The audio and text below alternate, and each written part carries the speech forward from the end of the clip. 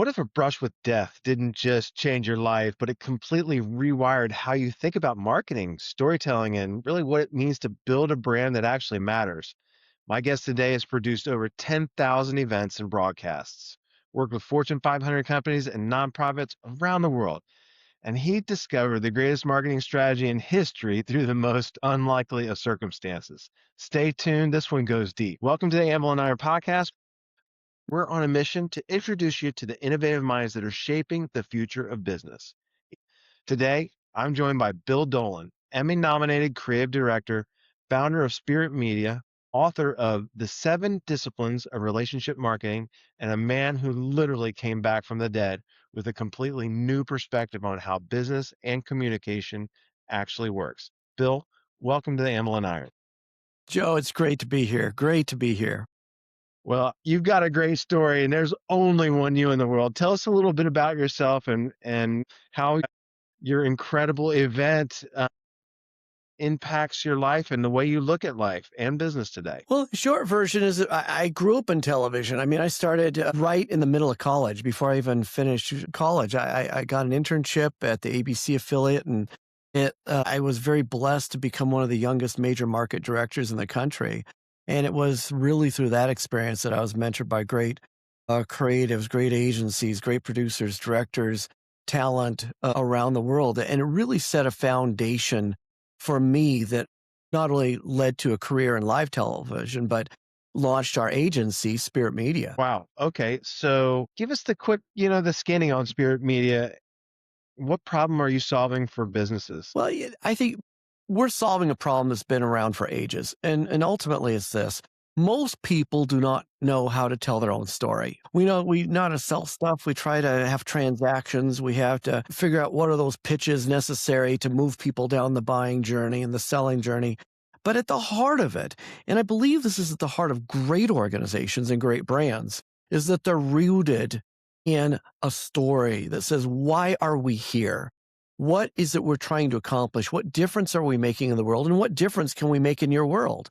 Not just sell you something, but can I actually transform your life in a way that leaves a lasting and powerful impact? And I think that's really what great brands do, but we get lost in the tactics and the tools and the tips and also the pressure to sell. And sometimes we just forget that why.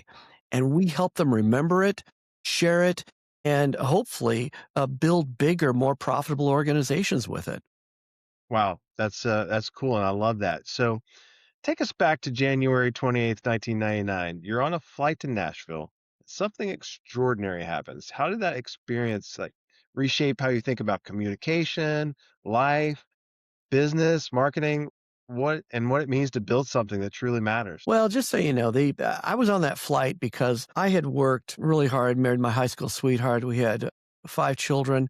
But the truth is, I was becoming as much an absentee father and husband as you could imagine with the career and the travel. And of course, everyone going, "Oh, you're really successful." But I had an opportunity to produce this documentary. And of course, it's really important to know that people always dream about if I produce this, it's kind of the field of dreams model.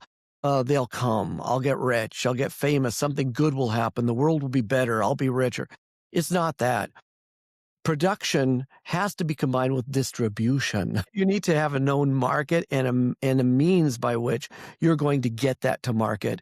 And that's really what made that day special in anticipation, is that I had a distributor in Nashville that was going to write me a big check. And I thought my world was going to change. So when I got on that plane, I walked in and sat down thinking, today, my life will never be the same again. Little And did you instead know. of, little did I know. Sorry, you just teed that one up. I had to. Yeah, it was amazing because what I thought was going to change my life, the truth is my life did change. About 20 minutes into the flight, I started to feel kind of ill, and I'm never sick on a plane, ever. But I have my best friend, Timothy, who's a big gospel singer, great guy. And it got so weird, like things were closing in. I turned to Timothy and I said, Timothy, something's not right. And that's the last thing I said before my my eyes rolled back in my head. My whole body went limp and my heart stopped cold. What happened next? Well, Timothy will admit to you that he does not know CPR. But he began panicked, reaching and grabbing me and seeing if he could wake me up, and nothing would do it. He realized that I wasn't breathing, my heart wasn't pumping. So being the guy that he is, he picked me up, he put me in the aisle, and he began doing chest compressions. And he pressed, he pressed, he pressed. As he said, he tried to get me revived for about 2, 3 minutes before he realized I'm gonna have to break his ribs. And just as Timothy pulled back his fist, thinking, "This is it," I leaned forward and took a breath. So when you came back, not just physically, but mentally and spiritually, how did that affect you? Well, in the most glorious way you could imagine. Now, most people would say, "Oh my gosh, you died," and some people are afraid to even ask me about it, like, "Oh, that's kind of a sensitive subject." Well, it can be a sensitive subject. Death, dying, coming back, tragic incidents are not the kind of things that we comfortably, chat over coffee. But I can tell you that it was the most profound, life-changing experience, and I often say, and I say it in my book, actually, I wish everybody could die and then come back Mm. because it would totally change how you live, and I say that on multiple planes, certainly on the experience itself, what it does to you, the revelations that unfold after that happens, and in my case, also a deeply spiritual experience that had a profound impact on me. Are you willing to go into the spiritual component of that? Yeah, yeah, absolutely. Again, I write about it in my book. I don't go into deep depth because I'm not sure everybody's comfortable with it, but I'll just tell you very Well, specifically. listen, Phil, I live in the world of I'm very comfortable with making people uncomfortable. So let's do it. Let's do it. Okay, hold on to your seats, folks. Literally at the nanosecond when my eyes folded back, I crossed from the threshold of time and space into the dimension of eternity, a dimension where everything that ever has happened and everything that ever will happen has happened. And in that space, and I can tell you that, before then I had religious backgrounds and things like that. And if you ask me, do you believe in God? I say yes. Do you love God? Oh, yeah. Does God love you? Yeah. Basically, I give lip service to everything that belongs on the bumper stickers we all consider culturally acceptable. But if you really asked me, do I really want to meet God? The answer was no. And part of it was just how I grew up with a father that struggled and was very verbally abusive. And I was convinced that if I ever met God, he was going to put his finger in my face and say, "You failed. Mm, You disappointed me. mm. You really screwed up." And I didn't want that. I thought nobody wants that. So we dance around it and say all the things we can, and if we can, maybe avoid it, until I had a moment where I couldn't avoid it. Instead of being in the presence of a judging kind of creature that wanted to tell me how inadequate I was overwhelmed as I came face to face with the total embodiment of love. Total, total, total, and not just someone that loved, but truly the embodiment of love, the source of love. The recognition that everything that comes from this being is, despite me not understanding it, is actually an act of the greatest love of all, and that changed me. Well, that really is that's moving. It's really hard to see how we transition into business from there. Thank you for sharing that. I I actually have a story of my own that wasn't exactly like that, but I had a daughter that for all intents and purposes drowned. She's 2.5 years old, and the really, really short scoop of it was I pulled her out of the water. She's 2.5. Her long hair was spread out on the surface of water. She was down like the Nirvana baby, on the cover of the album, and it was surreal. And I was able to revive her. I don't know CPR. She was green when I pulled her out, but here's the really incredible thing: about a week or two afterwards, she developed a stutter that was the worst stutter you can ever possibly imagine. Like to the point where I remember one time I just leaned up against the wall and I slid down on the ground. She's like right next to me, and I'm just going, God, am I equipped to deal with this kid? This kid that I had thought I had lost and came back, and I'm going, Do I even have what it takes? Well, my wife was at a Bible study a couple weeks later, and they were talking about spiritual warfare. Okay. And there is a spirit called the deaf and dumb spirit. Long and short of it is they got her out of the crib because it was at our house and she was taking a nap, and they prayed over her for like over an hour. There's a woman that she was leading this. She's 97 years old now. Her name is Margaret. I cannot see Margaret without crying. This is my daughter's, she was 2.5. My daughter's 20 now. Same one. Okay. And it still like gets me. This might be the first time I've ever told it without cracking. But, oh, because I didn't tell you the sweetest words that I ever heard. And that was, "Oh, that's good," from my father-in-law that was standing behind me as I'm wailing on her, going for ribs. I was going for broken ribs because I tried 3 different maneuvers and it had not worked. But anyway, back to Margaret and the, the spiritual warfare thing. They brought her down and prayed over all these women, put their hands on her and prayed on her. At the very end, she goes, "I not stutter anymore, mommy," just like that, and never once, not one stutter. And I'm telling you, stutters that would maybe just to get out one word would go 15 to 20 seconds. Like, where you're like, okay, I what, So crazy hand of God that I saw move, and I'm just so grateful for it. Talk about, you want to talk about brand soul and messaging, or you want to talk about seven disciplines of relationship marketing? Take it wherever you want it to go, Bill. Well, I'll continue the story because what Please. happened out of that, really, you look, when you have those types of experiences, and certainly experience with your daughter, it's not uncommon for people to say, "Why?" One, why did it happen? And why did I get to live? Why is our story the at least on the trajectory of happily ever after? It might not be happily, but at least on that trajectory.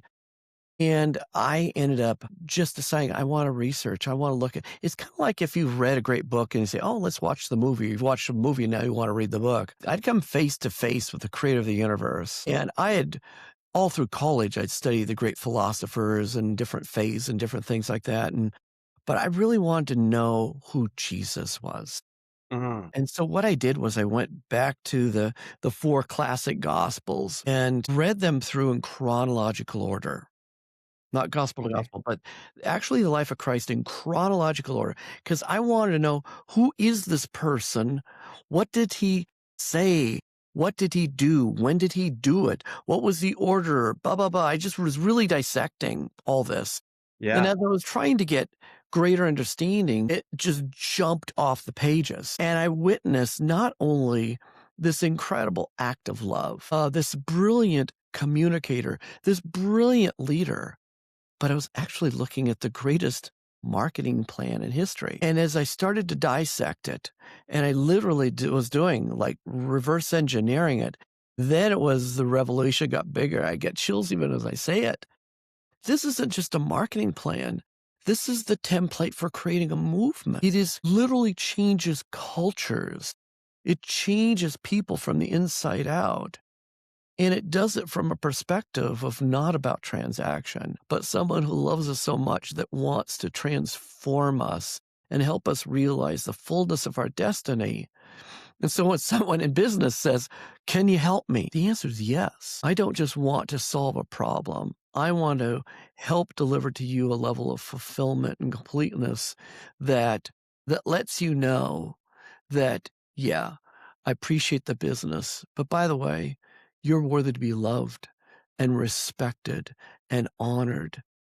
And any role I can play in helping you get closer to the fulfillment of your life and your business objectives, as long as they are honorable, meaningful, and ultimately really purposeful, I'm right there for you. All right, so that kind of ties in with the 7 disciplines of relationship marketing, because as you say, the greatest marketing strategy in history, right? It's like I totally agree. And it's what's really interesting is one thing about it is things that you and I on the surface would view as very bad, such as persecution, right?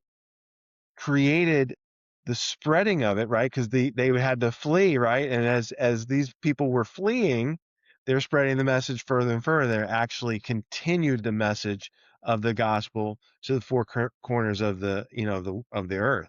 So tie that in with Seven Disciplines of Relationship Marketing, which is your book, and it's also a system, right? Yeah.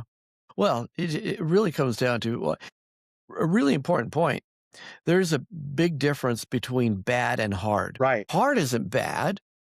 You know, if you think about some of the most profound transformations in the world, whether they be personal or cultural, they're hard and they're really good. So they're not bad. It's just we don't want bad. We don't want, Right. we don't want hard. But trust me, it's just if you've ever gone into a gym and you're sweating and you're squeezing and you're going, this is exhausting, and you're saying, you know what, and I'm getting stronger and I'm getting better. It feeds a little bit into that system in that when you look at the 7 disciplines, they build one on top of each other. In fact, the beauty of the 7 disciplines is they're a lot like the ingredients of nitroglycerin that you think, yeah, I can kind of get that off the shelf. These are not difficult, and the world is filled with those elements, but it's when you put them in the right order, in the right portions, that something profound happens. And let me just give you an example. The first discipline of which, and it's part of our work, which by the way, is what our Discover Your Brand story and the Discover Your Brand soul process is understanding and forming what I call a mission manifesto. And that mission manifesto presses you into the why are you here? Why are you here? Why did you get to take a breath today? Did you write a check for it? Did you do something to earn it or deserve it? No. But right now, you are living a precious gift that was given to you by the creator of the universe that not only demands, hopefully, a sense of pure gratitude, but a recognition that that gift was not given insignificantly. It was given because you are here for a purpose. I love that. I Yeah. love that. It's like wake up call every single day. That breath you took is a gift from the creator saying you are here for a powerful purpose. Cool. That's really great. So what are what are the core disciplines in the 7 disciplines? Well, the first one is really forming that mission manifesto. Just the same way that we see great leaders, and certainly modeled by Christ, there was a declaration, why I am here. And that understanding of why is the foundation that drives everything you do. And by the way, the 7 disciplines, thing that I love about it is that it not only is it talking about a movement or a marketing plan, but it's also what you apply to a project and even your own life. If you'd taken on a project or a campaign or a sales, ask why. Why are we doing this? But that why leads to the next piece of that mission manifesto, and that is, what are the missions I must accomplish to do this? The thing about when you follow what Jesus and many great leaders have done, they don't approach missions as like some statement you slap on a pillow or on the wall or in an employee manual. And it's not one. When people walk in purpose, they're technically walking in warfare. They're walking in warfare against the forces and the obstacles that want to rob them or keep them from fulfilling that purpose as long as it's meaningful and profound. And trust me, you know this. Things of significance come against obstacles. And there are forces in this world that do not want those things to happen. And that's why what you see in Jesus' model, it looks very much like warfare. Here's our purpose, to win the war. But what are our missions? We must train the troops. We must provide things to the sidelines. We want to delete the forces that are coming in. We want to obliterate the intelligence. I mean, we go down a list. I'm not a war veteran, but I can say this, that when you go to war and you actually look at Jesus, he had 26 missions. So this is stripped off from any shallow document we throw on the wall, and it becomes an active plan. It's a plan of action that leads to then goals, so that your goals now are no longer just some isolated thing out there, but each goal is attached directly to a mission, serving a purpose, so that you now have an activation point, accountability, a clarity of role, of who's going to do it, and a timeline of how that's going to get done. This moves purpose from a concept to a mobilized action plan. And that's part of that's just the foundation. Right. That sounds like it. And I doubt for this we're going to have an opportunity to go through all 7. So, where can you the book's called 7DRM, right? Yeah. the number 7, DRM. Where can people check it out? I would go to Amazon. It's the easiest thing. Go to Yeah. Amazon. You can type in 7DRM. Obviously, it stands for the 7 Disciplines of Relationship Marketing and I put my full name, William J. Dolan. So it's there. You get the book. It's on Audible. It's on, the tablet type of thing. So it's easy to have access to. And then for those that say, boy, I really want to learn more about it, it's after implementing this. And I will tell you, Joe, the things that we've implemented when we just say, okay, we're going to implement this for this real estate development, for this ministry. And when we just got an award for a ministry, we did the 7 disciplines to develop the media for them. Boom, raised $13 million. We did a piece for real estate development. Boom. We ended up actually having over 20 million people view this property, and the president of the United States end up staying in our property. These are things that I did because I'm really smart. They happen because we followed a plan that is rooted in principles that are timeless and powerful. And they literally, when you start doing it, you say, okay, now I want to live this. It's transformational because it always keeps you grounded in why you're doing it and saves you from the distraction. I'm not saying completely because it's a battle. The distractions, all the tips, tricks, and tactics out there that want to get you deluded and distracted when you remember that purpose and you work foundationally from that, the results are mind-blowing. It's funny you talk about the fact that there's a battle going on, and there absolutely is a battle, and it's led by an enemy that my pastor says he has three objectives: to steal, kill, and destroy. Right. So everything he does is designed to do that. The problem is most people don't even know there's a battle going on, and they're wondering, why am I getting clobbered? But usually you're getting clobbered is if you're really trying to achieve something for the greater good, right? For the kingdom. So taking it back to business, a lot of businesses are obsessed with, strategy and tactics and funnels and paid ads and automation. Where does relationship marketing fit in a world that moves at digital speed? Well, where it really fits, and it's not to dismiss tools and tactics. I mean, we need tools and tactics, but we have to remember, and this is where relational marketing comes in. It gets us back to the why, because a lot of the desire for efficiency, desire for fast and for speed can produce an outcome, but does it produce a lasting and meaningful outcome? Does it really align with your why? And if, look, your business is built around, I just want to ring the bell at the end of the day and have a bunch of transactions and sell Snicker bars, have a ball. I mean, there's ways to do that. But kind of reminds me of when Steve Jobs was inviting Scully to join him at Apple. And one of the questions he asked him is, do you want to spend the rest of your life selling sugar water?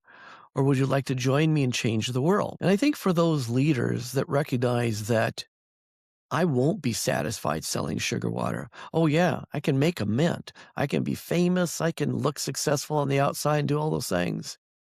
But if you're tired of selling sugar water and want to change the world, you realize the only way to really do that is through the transformation of lives. And that means relationship.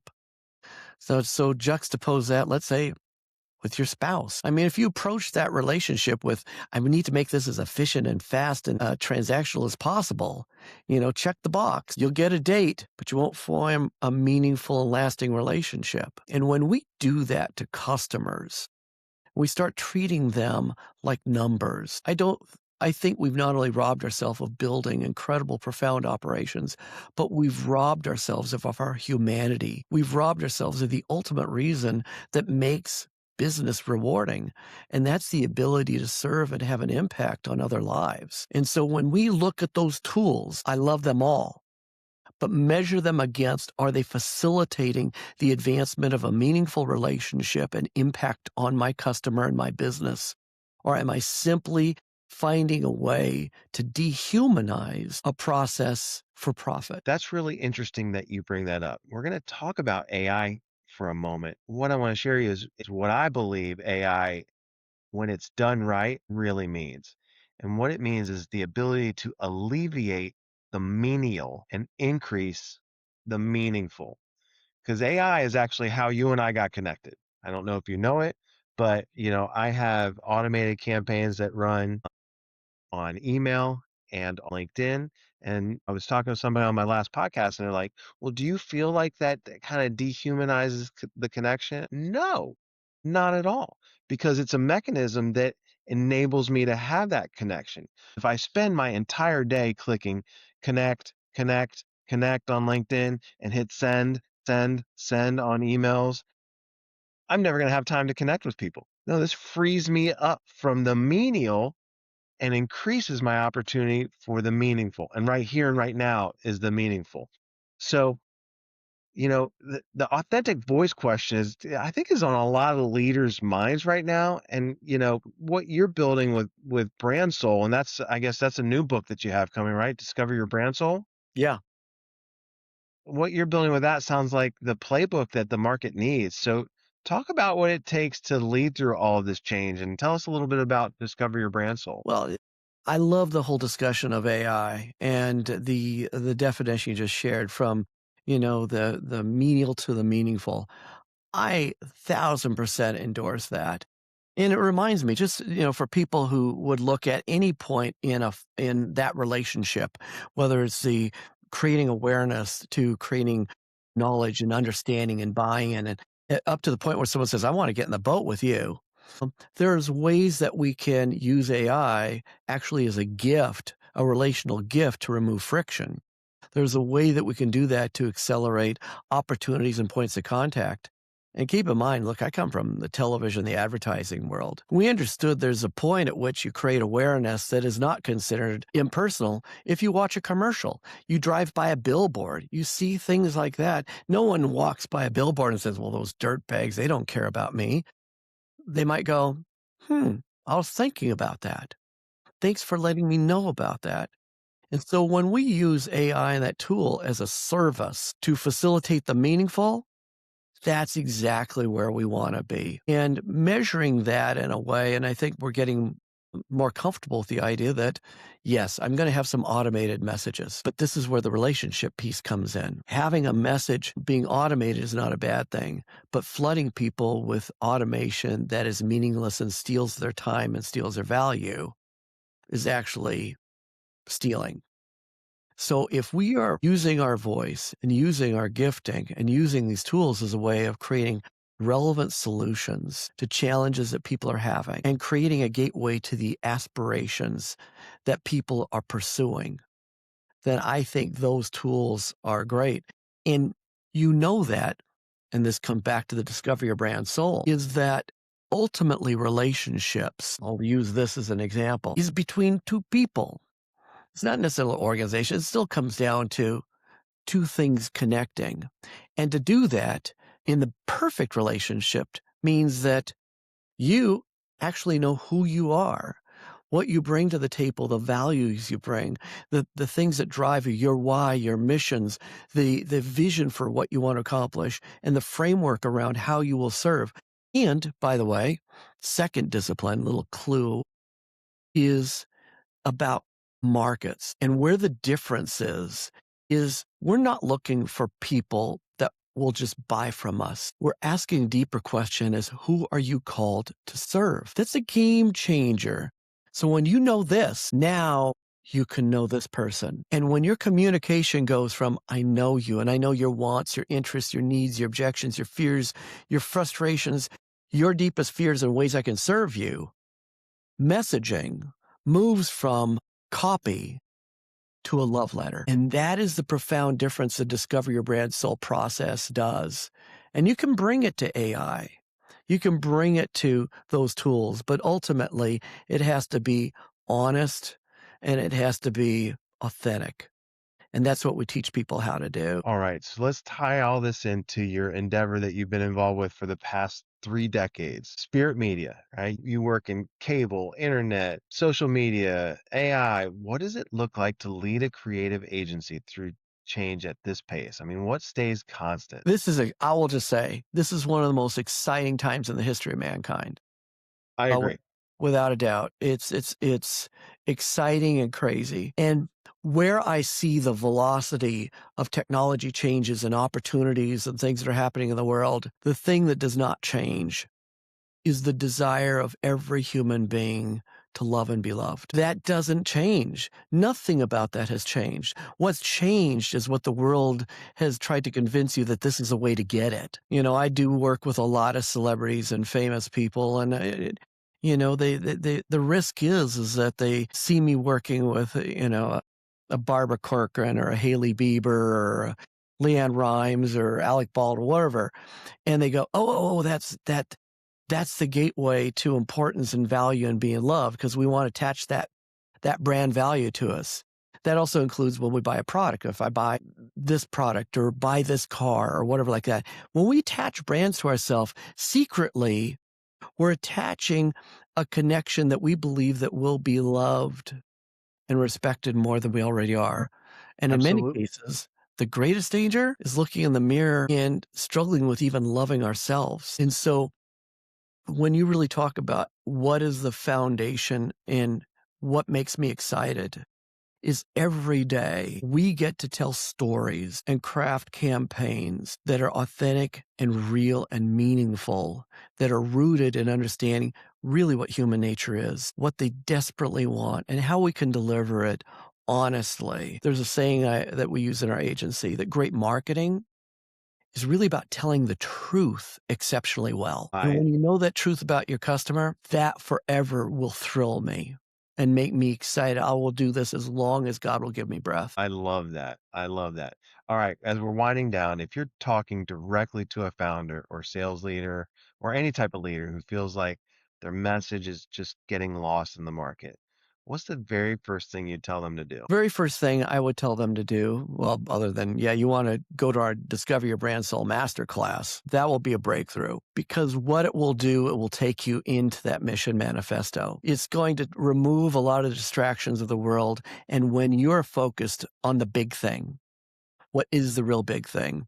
Why you're here, the missions you must accomplish to do that, the values that frame that, understanding who you're called to serve, the messages that are going to be meaningful and relevant, and how you build an ambassador network and resources that can multiply that. That is the ultimate funnel that was literally created by the greatest communication master of all time. And when you can get back to that at its core, look in the mirror and recognize that you've actually never looked into your own eyes. You've only seen a reflection. And when you can get past the whole house of mirrors that we live in and really see who you are and who you're called to serve, you're not just going to build a profitable business. I want you to build something that is meaningful and fulfilling. So if you've done this for 10 years, 20 years, 30 years, 40 years, you haven't just built a life. You've built a legacy. And that's ultimately the greatest gift I want to give that founder. Well, Bill, that's the kind of perspective you might only get from a guy that has died and come back to life. So, without diluting that message at all, let's close out with some rapid fire questions. Hey, what's your morning ritual? Tragically, it's coffee. That's one of the things. The very first thing is I thank God. Every day I take that first breath and I know that I haven't earned it. I haven't deserved it. That's a gift. And it's a statement that says you're here for a reason. And so the first thing I do is I thank God. That's my first ritual of the day. Very similar mine as well. I actually have some songs and hymns that are always going through my mind, like as I'm waking up, which I'm really grateful for. Coffee's a big part of this, but And the and I'll make a recommendation. Anybody that's used version or ever just asked themselves, it's an app on your phone, you know what? I really don't understand the Bible or whatever. I recommend the Bible in 1 year with Nikki and Pippa Gumble. They have an Mm. express version and he unpacks it. It's 10, 12 minutes a day. And he unpacks it. And he's actually able to weave a thread through, he goes through Psalms, Proverbs, New Testament, Old Testament every day, like kind of going just not chronologically, but straight through. And he's able to weave a thread through every single day that goes through those three segments of the Bible. It's incredible. That being said, hey, most underrated business skill. empathy, emotional intelligence, Very good. What's an AI trend that you're most excited about? agents. I'm thrilled about being able to take a series of tasks that are either meaningful or repetitive and be able to turn them into more automated, efficient processes that can save. I mean, we just implemented one actually this week that is going to save one of my employees about 10 hours a week. That's incredible. That's incredible. What's something you're passionate about outside of work? Well, right now it's World Cup. Yeah, that's You right. Come on. Last night, huh? That was exciting, wasn't it? Gosh, yeah. When I was in high school, I'm not a tall guy. I'm a descendant from leprechauns. I'm Irish. And I did not get into football, basketball, any of that stuff. I was the football announcer. And then I met soccer, and I finally found a sport where you only had to be tall enough where your feet reached the ground. There you go. Well, I tell you what, hey, thank you so much for joining us today, Bill. I really appreciate you joining the ML Iron podcast. I appreciate your perspective on life and eternity, as well as business. If you enjoyed this episode, share it with someone who always looking to sharpen their skills, hammer out new ideas, maybe figure out what the purpose and perspective that they need to take to work. And join us next time on the Ammo and Iron podcast, where we're talking to innovators that are forging new paths in business and beyond. Happy Independence Day, America.